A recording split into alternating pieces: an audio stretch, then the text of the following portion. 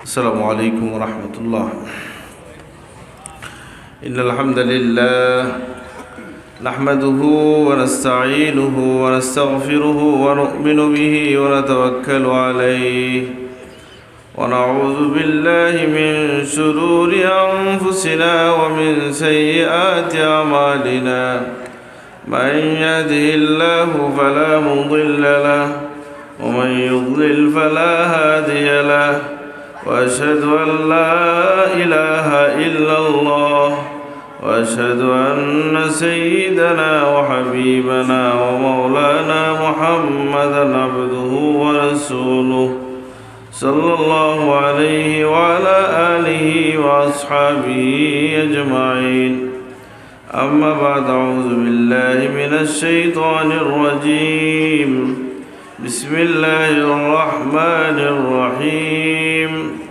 وإذا سألك عبادي عني فإني قريب أجيب دعوة الداعي إذا دعان.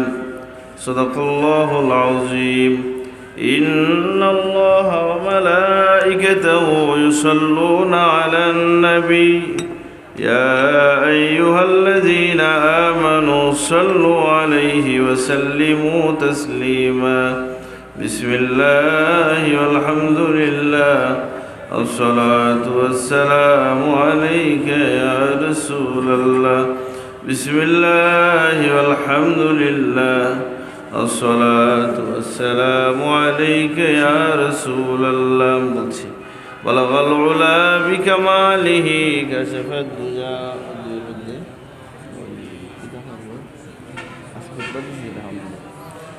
صلوا عليه وآله. بلغ العلا بكماله كشف الدجى بجماله حسنت جميع خصاله. صلوا عليه وآله. مولاي صلِّ وسلم دائما أبدا بك خير الخلق كلهم. এটাকে ফু দেওয়ার জন্য রাখতে পারি, আমি খেয়ে ফেলছি একটু।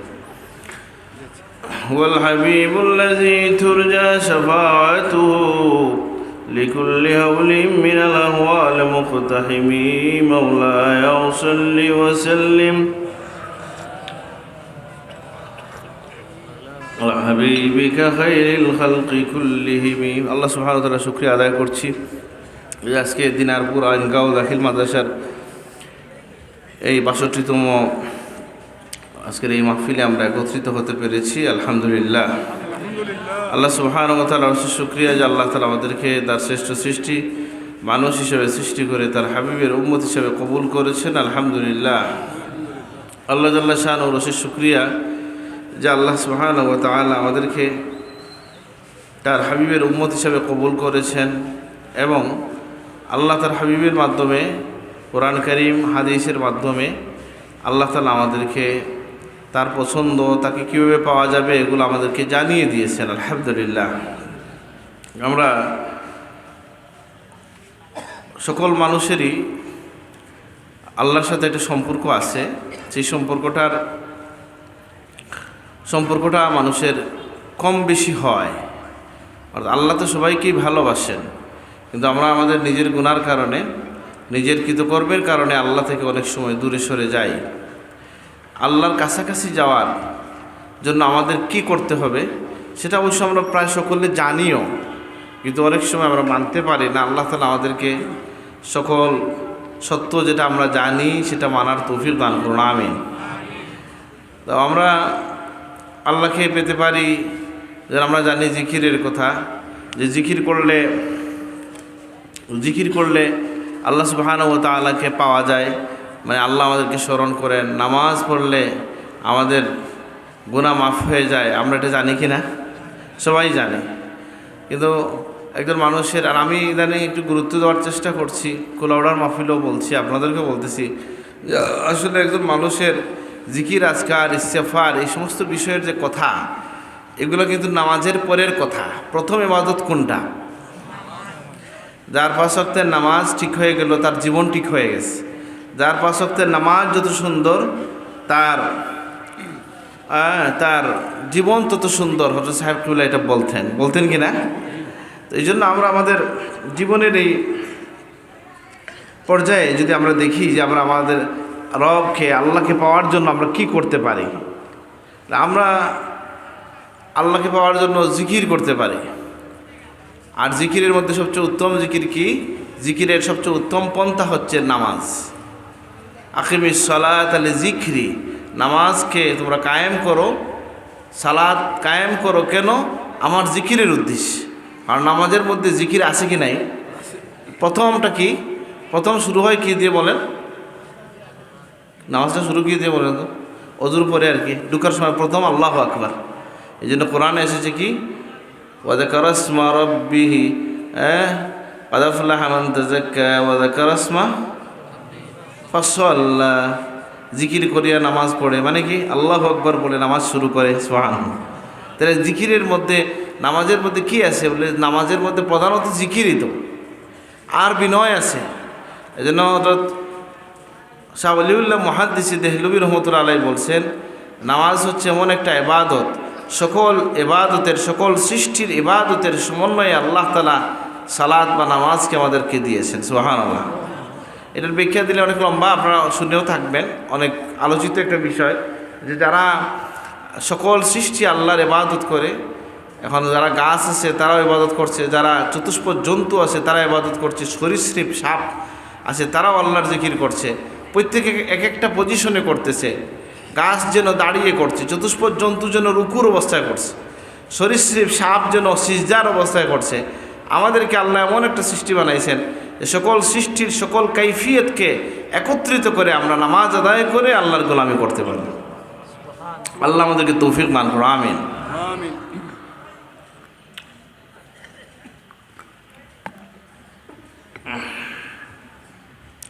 তো নামাজের জন্য, নামাজের কথা বললাম। আমরা আল্লাহকে পেতে পারি আরেকটা পদ্ধতি হচ্ছে যে সেটা আমরা দোয়ার মাধ্যমে আল্লাহকে পাইতে পারি।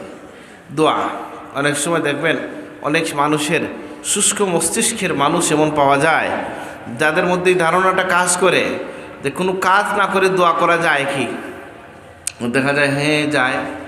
কারণ নবীজি ফরমাইছেন আর দোয়া হুয়াল ইবাদাহ, দোয়া নিজেই একটা ইবাদত। সুবহানাল্লাহ। আপনি যে বলেন আল্লাহ আমার ছেলেটা বিদেশ আছে আরামে রাখেন, এই কথার কারণেও আপনি ইবাদতের সওয়াব পাচ্ছেন। সুবহানাল্লাহ। আল্লাহর কাছে চাইলেও সওয়াব হয়। সুবহানাল্লাহ। আর আমার নিজের জীবনে এরকম একটা ঘটনা ঘটছে, এটা তো বলা ঠিক হবে কিনা, আমি তো নাম বলতেছি না। আমি হিজবুল আজম একটা ওজিফা আছে, হিজবুল আজম একটা ওজিফা আছে, চিনেন নি কেউ?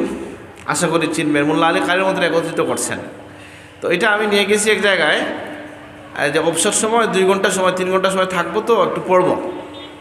আমার এই বইটা একজন হাতে নিছেন, নিয়ে বলছেন হইল কোনো আমল নাই টামল নাই, শুরু করলেন আল্লাহুম্মা ইন্নী আসআলুকা দিয়া। আমি খুব বিব্রত হয়ে গেছি এটা শুনে যে কি বলে, অথচ আল্লাহর কাছে কিছু করে চাইতে হয়। ঠিক আছে, ভালো। যদি কিচ্ছু না করেও চান তাতেও আল্লাহ খুশি থাকেন। সুবহানাল্লাহ। কোথায় আছে এই কথা? বলে আল্লাহর কাছে যদি নবীজি শুনলেন যখন এই লোক লম্বা দোয়া করছে, কি করছে? নবীজি শুনলেন এই লোক দোয়া পড়ছে আল্লাহুম্মা ইন্নী আসআলুকা বিআন্নী আশহাদু আন্নাকা আনতাল্লাহ। আল্লাহ আমি তোমার কাছে চাই এই কারণে যে আমি সাক্ষী দিছি তুমি এক আল্লাহ। সুবহানাল্লাহ। এখানে কোনো আমল আছে? বিশেষ কোনো আমল নাই, একটা সাক্ষী দিছি, একটা কথা মাত্র, যে আমি শাহাদা দিছি, এই জন্য তোমার উপর আমার দাবি প্রতিষ্ঠিত হয়েছে, এই জন্য আমি হাত পাচ্ছি। সুবহানাল্লাহ। তাহলে একজন মানুষের আল্লাহ প্রাপ্তির জন্য, এটা মাদ্রাসা না আমাদের, এটা আমি তো আরেকবার আসছি আমার মনে পড়ে। তো এই মাদ্রাসাগুলোতে গেলে আমার আসলে হৃদয়টা চৌচির হয়ে যায়। মানুষ মাদ্রাসা কেন বানাইছিল আর মাদ্রাসা কোন দিকে যাচ্ছে আমি জানি না। 1 বছর 2 বছরের মধ্যে আপনারা বুঝে ফেলবেন। বলেন তো, এই মাদ্রাসা প্রথম যখন শুরু হয় দেখা যাইব কোনো একজন আলেম বুজুর্গ, কোনো আল্লাহর ওলি বা কেউ আসছেন, সবাই অল্প অল্প টাকা দিয়ে একটা টিনের ঘর দিয়ে শুরু হয়েছে, এরকম না ঘটনা? পরে কি বলে আস্তে আস্তে বড় হয়েছে, সরকারি হয়েছে ইত্যাদি। যখন এটা করা হয়েছিল তখন এটার উদ্দেশ্য কি ছিল? যে এখান থেকে বাইরে হয়ে কেউ এসপিডিসি হবে, এটা কি উদ্দেশ্য ছিল? আর জানতোই না মানুষগুলা, বুঝে না কথাটা? এখন কিন্তু সরকারি মাসে থেকে পড়ে ডিসিএসপি বা পুলিশ টুলিশ হচ্ছে কি না? কিন্তু এই উদ্দেশ্যে কিন্তু করা হয় নাই, হইতেছে আলহামদুলিল্লাহ। আল্লাহর রঙে রঙিন মানুষ সমাজের সব জায়গায় ছড়াইয়ে যাক আলহামদুলিল্লাহ। কিন্তু আমরা বাংলাদেশের এখনকার কারিকুলাম যেটা আসছে, এখানে প্রত্যেকটা ক্লাসে শিল্প সংস্কৃতি বলে একটা দেওয়া হয়েছে কি না? সেখানে কি আছে? বাবা, এখানে তো সব শিখিয়ে ফেলতেছে, ঢোল তবলা সব কিছুর নাম শিখতে হবে। যাই হোক, তো এগুলো আসলে খুব কষ্টই লাগে। তো আমি বলছিলাম, আমরা মাদ্রাসাগুলো করা হয়েছে আল্লাহ পাওয়ার উদ্দেশ্যে। যিনি টাকা দিছেন, হাদিয়া দিছেন, তিনিও আল্লাহ পাইতে চান। যিনি পড়াইতে আসছেন তিনিও আল্লাহ পাইতে চান। যিনি পড়তে আসছেন তিনিও আল্লাহ পাইতে চান, তাই না? এখন আল্লাহ তাআলা আমাদের এই উদ্দেশ্যকে কবুল করুন, আমিন। আর গুনার কারণে আমাদের পূর্বসূরীদের কষ্টের এই ঘামের, শ্রমের, রক্তের, দানের এই প্রতিষ্ঠানগুলো যেন বদ্দিনদের হাতে না পড়ে যায়, এটা যেন খালিস দিনী প্রতিষ্ঠান থাকে। আল্লাহ তুমি কবুল করো, আমিন। উদ্দেশ্য হচ্ছে আল্লাহকে পাওয়া। আমাদের মাদ্রাসার ছাত্রদেরকে, উস্তাদদেরকে আমি স্মরণ করাই দিতে চাই। আমি শুনছি আমার আব্বা যখন প্রথম মাদ্রাসায় ঢুকেন তখন বেতন ছিল 150 টাকা। কত টাকা? 150 টাকা। আমাদের হুজুর যিনি ভাইস প্রিন্সিপাল ছিলেন ওনার ছিল 70 টাকা। তো কি কেউ মাদ্রাসায় বেতনের জন্য ঢুকছিল না দিনের খেদমতের জন্য ঢুকছে? আস্তে আস্তে এগুলো সুযোগ সৃষ্টি হয়েছে, কিন্তু মূল উদ্দেশ্যটা কি? আমাদের রিজেকের সন্ধান ওটা প্রধান ছিল না আল্লাহর দিনের খেদমত? এটা শিক্ষকদের মনে রাখতে হবে, ছাত্র যে তাকে মনে রাখতে হবে। আমার আব্বা আম্মা আরও 10 প্রতিষ্ঠান রেখে মাদ্রাসায় পাঠাইছেন, আমি যেন তার জানাজাটা পড়াইতে পারি, নাম মারা যাওয়ার পরে দোয়া করতে পারি, এটা না উদ্দেশ্য? তাহলে ছাত্ররাও তার আখলাককে সেইভাবে গড়ে তুলবে। আল্লাহ তুমি তৌফিক দান করো। শিক্ষকরা সেইভাবে পড়াবেন, হাদিয়া বেতনের দিকে না তাকাইয়া সময় দিবেন আল্লাহর ওয়াস্তে। আল্লাহ আপনার মাথাকে উঁচু করবে। আপনি জানেন, আমরা যারা অনেক শিক্ষকের কাছে পড়লাম, কিন্তু শিশুকালে যত্ন সহকারে যে শিক্ষক পড়াইছেন তাকে এখনও কদমবুসি করতে মন চায়, মনে থাকে কি না? তা আপনি বুঝেন না এটা, যে প্রত্যেক ক্লাসে যদি 50 জন করে ছেলে হয়, আন্তরিকভাবে কম সময় পড়ান, কিছু গল্পও করেন, অসুবিধা নাই। পুরা ক্লাস কি গল্প করবেন? আপনি টার্গেট করবেন যে আজকে এই ছেলেদেরকে 10টা শব্দ শিখিয়ে যাবো। কিছু সময় হাসি খুশি হোক, কিছু সময় পড়া হোক, এবং যেভাবেই হোক আল্লাহর কালামের একটা আয়াত মুখস্থ করাবো, একটা হাদিস মুখস্থ করাবো, অর্থসহ শব্দসহ। এইরকম একটা টার্গেট যদি নেন, তাহলে আপনি 50টা ক্লাস নেন, যদি 365 দিনে আপনি যদি সব বাদ দিলাম, 50টা ক্লাস যদি আপনি ভালোভাবে নেন, 50টা হাদিস শিখাইলেন, আলহামদুলিল্লাহ। 50টা আয়াত শিখাইলেন। এটা কি এখন শিখতে পারতেছে আমাদের বাচ্চারা? পরীক্ষা দিয়ে তো শিখতে পারতেছে না। এই জন্য ছাত্র শিক্ষককে এই দিন, এই মাদ্রাসা, দিনী প্রতিষ্ঠান ধরে রাখার জন্য কাদেরকে সচেতন হইতে হবে? শিক্ষকদেরকে, ছাত্রদেরকে, অভিভাবকদেরকে। আর মানুষ যদি সবাই একমত হয়ে যায় যে আমাদের দিনী প্রতিষ্ঠানে সারেগামা চলবে না, সরকারও বাধ্য হবে, হবে কি না? সবাই যদি বলে আমরা এটার পড়াবো না, কেউ বাধা দিতে পারবে? সেজন্য একটু মনোযোগ দিবেন, খবর রাখবেন। এলাকারও একটা সমস্যা হয়েছে, সব কিছু সরকারি হয়ে গেলে মানুষ আর পিছন দিয়ে দেয়, আরে এটা তার আর খাওয়া দাওয়া চলের তো না। খবর রাখবেন। খতমে খাজেগান জুহরের পরে হয় কি না এই মাদ্রাসায়?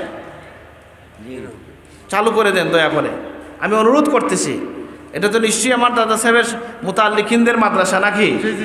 আমি অনুরোধ করতেছি, হযরত সাহেব কিবলা চালু করছেন, ফুলতলি মাদ্রাসায় আছে বা আমাদের ছোটোখাটো সব মাদ্রাসায় আছে, যে প্রত্যেক দিন জুহুরের পরে খতমে খাজেগান পড়ে নিজের জন্য, প্রতিষ্ঠানের জন্য, এলাকার জন্য, দেশের জন্য, জাতির জন্য দোয়া করবো। আল্লাহ তৌফিক দান করুন। খতমে খাজেগান গুরুত্বপূর্ণ বিষয় না? কতক্ষণ লাগে পড়তে? বেশি সময় না তো, 15 মিনিটে শেষ হয়ে যায়। কিন্তু দেখেন, এমন একটা তাসবিহ এক পড়ে শেষ করা যায় না, এটা বেশি লোক লাগে। প্রত্যেকটা তাসবিহ 100 বার পড়তে হয়। ইয়া হাল্লাল আল মুশকিলাত, এটা কতবার পড়তে হয়? 50 জন যদি হয় 2 বার পড়লে হয়ে যাচ্ছে 100 বার। 100 জন হয় 1 বার পড়লে হয়ে যাচ্ছে। ঠিক আছে কি না? তো এখানে মাদ্রাসার শিক্ষক বা প্রিন্সিপাল কেউ আছেন কি না? আপনি শিক্ষক, অনুরোধ করলাম আমি যে আপনারা খতমে, আমি তো খুব আমার বলার এটার বয়স না, আমার আমল এমন না, কিন্তু আমি বারবার বলতেছি আমাদের দিনী প্রতিষ্ঠানগুলোকে আমরা নিজ হাতে ধ্বংস করতেছি। এগুলো শেষ হয়ে যাচ্ছে। এটা সাধারণ কোনো প্রতিষ্ঠান আর মাদ্রাসার মধ্যে কোনো ব্যবধান, চলায় ফেরায়, জিকির আজকারে, আখলাকে, তবিয়তে থাকতেছে না। থাকতেছে কেন? এটা হবে বরং আমরা আমাদের সন্তানদেরকে জিকির এখানে শিখিয়ে দেবে, সে তো আল্লাহর দিনের খাদিম হবে। সে তার পিতামাতার দোয়ার উপযুক্ত হবে। এজন্য প্রধান দায়িত্ব শিক্ষকদের। আর ছাত্রদেরকে মোটিভেশন করলে তারাও এটা বুঝবে। আমি আপনাদের একটা কথা বলি, অনেকে আবার রেকর্ডও করতেছে হয়তো, আমি এই জন্য রেকর্ড করতে না করি। আর রেকর্ড করলে হয় কি, অনেক কথা আছে বলা যায় না। আমি আমার ইউনিভার্সিটিতে ফার্স্ট ইয়ারে কী পড়ে জানেন? মক্তবের পড়াই। আল্লাহর শুক্রিয়া, হয়তো সাফরুল্লাহকে আল্লাহ কবুল করছেন, এই জন্য এমন একটা কোর্স আসছে যে আমাদের শিক্ষকরা একমত হয়েছেন যে এরা মাদ্রাসায় 10 বছর পড়ে এসেও সিলেটের বাইরের খবর তো আপনারা জানেন না, এই আলেমরা জানেন। দেখা যায় অনেক মুহাদ্দিস আছে পিছনে নামাজ হবে না, জানেন না এটা? আলেমরা জানেন না এটা? ঢাকা ঢুকায় গেছেন কিনা? তো দেখা যায় যে এরা ইন্টার পাস করে আসছে, কুল হুয়াল্লাহ শুদ্ধ করে পড়তে পারে না। এটা তো সাফরুল্লাহ রুসিলায় সিলেটে দারুল কিরাতের রুসিলায় বুঝতেছেন না কিছু, বুঝেন নাই কথাটা? এটা কি আমার দাদার প্রশংসা করলাম শুধু? এটাই বাস্তবতা। তো এখন ওখানে আমি ওইটাই পড়াই, কুল হুয়াল্লাহ আলহামদুলিল্লাহ এগুলোই পড়াই, বুঝেন নাই কথাটা?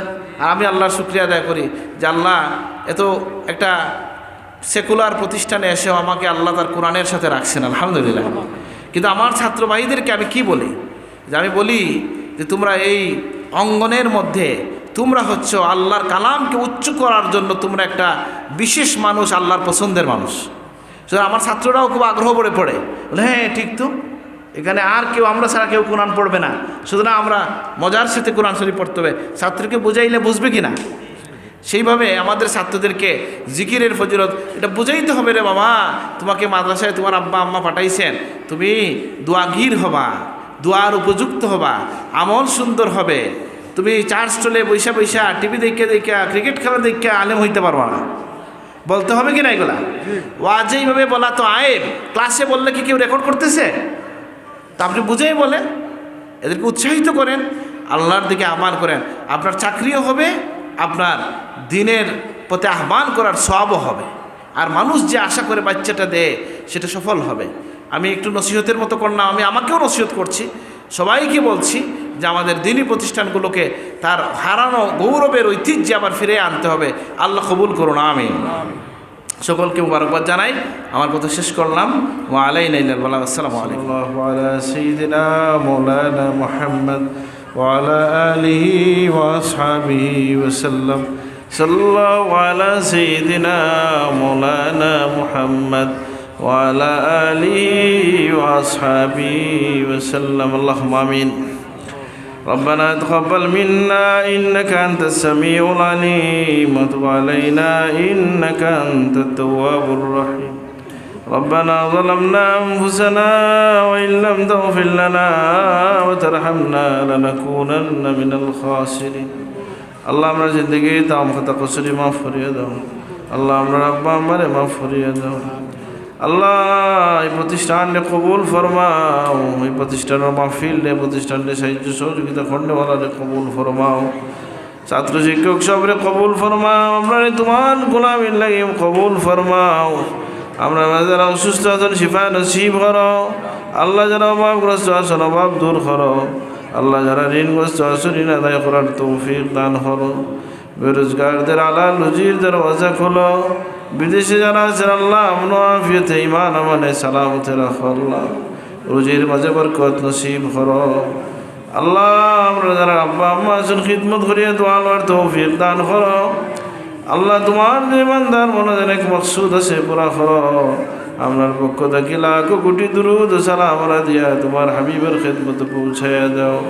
আল্লাহ আপনার দেশটার হেফাজত ফরমাও। ভাই ভাই হিসেবে মিলেমিশে থাকার তৌফিক দান করো আল্লাহ। আল্লাহ আপনার দেশটা উন্নত সমৃদ্ধশালী বানাইয়া দাও। দুনিয়ার দিকে দিকে তোমার হাবিবর মজলুম উম্মতরে তুমি সাহায্য করো আল্লাহ। খাস করে গাজ্জার মুসলমানরে তুমি সাহায্য করো আল্লাহ। আল্লাহুম্মা আনসুর الإسلام والمسلمين وانجز وعدك وكان حقا علينا نصر المؤمنين. আল্লাহ আজকের এই মাহফিলটি যারা যেভাবে সহযোগিতা সব কবুল ফরমাও। আল্লাহ তোমার বান্দাগুলোর দিন দুনিয়ারে ভালাই পরিপূর্ণ করো। وفوض أمري إلى الله إن الله بصير بالعباد. কিয়ামতের বয়ান দিনে তোমার হাবিবের সুপারিশ আমরা পুলসিরাত পার করে দিও। অন্ধকার কবরে তোমার দয়ার চাদর দিয়ে আমরা রাখিয়া রাখিও। মৃত্যুর সময় আমরার জবানে জারি করে দিও কালেমায়ে তাইয়্যিবা লা ইলাহা ইল্লাল্লাহু মুহাম্মাদুর রাসূলুল্লাহ।